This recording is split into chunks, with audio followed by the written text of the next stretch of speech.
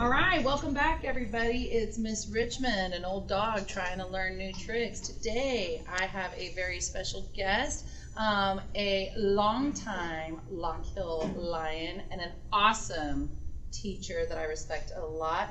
Please welcome to the program, Miss Downs. Yay. Hello, hello.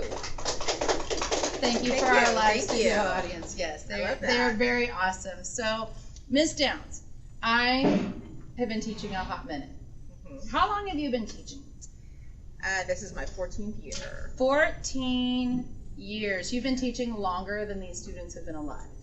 Yeah, I think I feel a little bit older now that you said that, but okay, all right. Well, that's very true, though. I hear your words. Well, I've been teaching, this is my 26th year, and, you know, when you've been doing something as long as we have, it's hard to keep the enthusiasms up. You know, it's hard to keep it fresh, keep it exciting, if you will. Yeah. And so that's kind of what I wanted to chat with you today about. How do you keep learning fun and exciting? And you told me that you have some ideas about how you can use technology to do that. Tell me some things that you do in your room to keep the magic motion. Well, I definitely try to like incorporate technology. It's not the be all end all. Like it's not going to be like every single thing.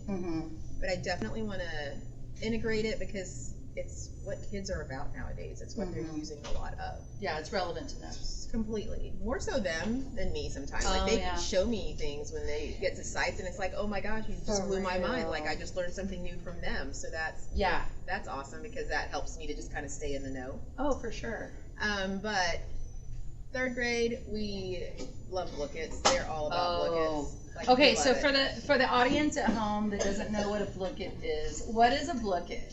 So Blookets like an online game, and it can be about anything. So it can be like related to a certain subject or concept that we're studying, and they'll ask a question, and students have to choose their answer. But then in between that, they're like taking coins from people or battling somebody else and taking their points and taking their coins, and so that kind of keeps it fun for them. Yeah.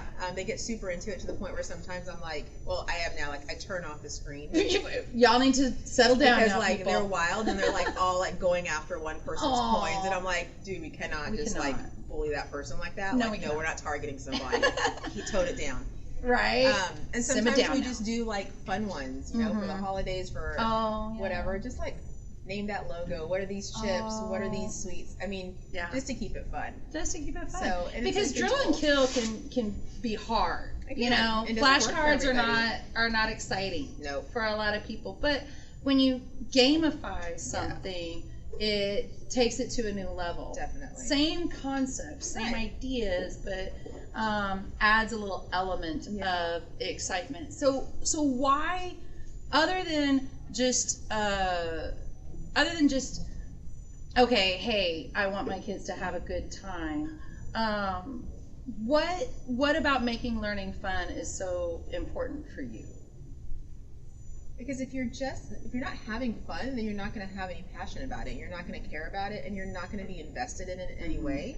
Because I, as an adult, don't necessarily want to do something that's not fun.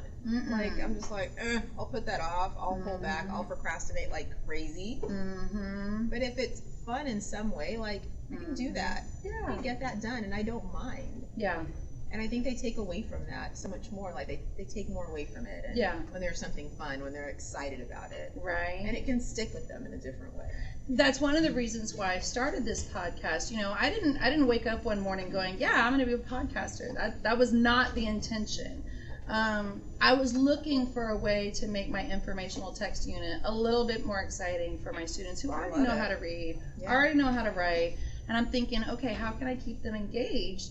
And the idea of podcasting as a way of sharing information and making it relatable, I thought that they could get excited about. I already have some students that have YouTube channels and things like that. Seriously? For real. Wow. For real. I know. Seriously? Yeah. Okay. We're not going to name any names right now to protect later on, the privacy of the innocent. When I finish here, y'all got to tell me. I want to check them out. That's awesome. And so I've been trying to work through this process of, okay, if y'all are going to do podcasts, I got to learn how to teach it. Yeah. And what's been fun for me is that I've gotten excited about it. And when I'm excited about a project, a lot of times that transfers over to the kids. If I'm just doing the same boring thing year after year after year, it can get a little grinding, you know? Yeah. Now, there have been times where, you know, I've tried new things and it has failed miserably. Or I've tried something new that's like a flash in the pan, but long term, it just didn't do what I needed it to do. Sure. What's an example that you've tried where it's like, oh, we thought this was going to be amazing, but it turns out it's like, no, we're not doing that. Yeah. Easily for me, Nearpod. Oh, yeah. One of my friends was super great with it. She could do it. She was all about it. Oh, yeah. And, you know, we kept hearing about it at different trainings and PDs and things. And even had, like, somebody come and sit with me and show me how to do it. And I tried it in my class, and it was just like, this... Yeah, this is a no. Like, this is a no. Hard pass. Hard no for me. Hard pass.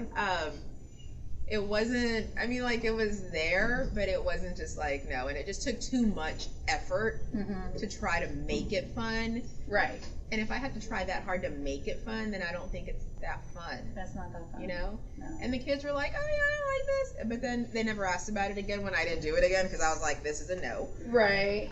So clearly it was not that much fun. They weren't that invested in it. So, Nearpod, good for others, hard pass for me. And I think that's a really important thing to remember as we, you know, continue to try new things is that what's fun for one person is not going to be fun for everybody. Right. You know, this podcasting thing, it's not going to be for everyone, and it doesn't need to be for everyone.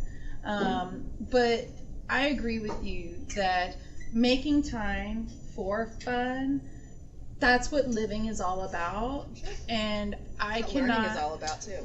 I cannot see myself living a life where all day, every day is the exact same thing, boring. No, I gotta have a little juice. But I can't tell you how much I appreciate you for taking the time to join me on this journey. I'm gonna remember that. Hey, if I'm not having fun, what am I doing with my life? Gotta change it up. Gotta change it up. All right. So there you go, everybody. The new trick that is really an old trick that we're using in new ways is we gotta make it fun. So be kind to each other. Woof woof. I love that.